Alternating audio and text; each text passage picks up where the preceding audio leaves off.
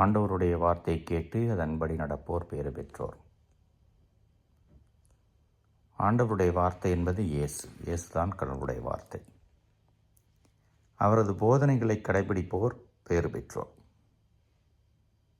இந்த பேறு பெற்ற நிலையை அடைவதற்கு முதலிலே இயேசு சொல்ல வருவதை, இயேசு சொல்வதை விரும்பி கேட்க வேண்டும், உள்வாங்கிக் கொள்ள வேண்டும். அதனை நம்முடைய சொல்லிலும் செயலிலும் வெளிப்படுத்த வேண்டும். முதல் வாசகத்தில் யோவேல் இறைவாக்கினர் வாயிலாக எருசலேம் மாற்றம் ஒரு எச்சரிக்கை தரப்படுகிறது.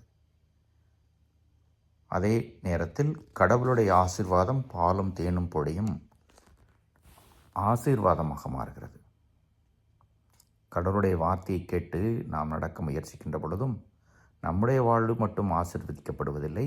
நம்மோடு இருப்பவர்கள், நாம் வழிகாட்டுபவர்கள், பலரை இயேசுவிடம் அழைத்து வருகின்ற அந்த ஒரு பொறுப்பை ஏற்றுக்கொண்டு அந்த ஆசிரை எல்லாரிடமும் கொண்டு செல்வோம். பேறு பெற்றவர்களாவோம். இறைவன் வாழ்த்து பெறுவாராக.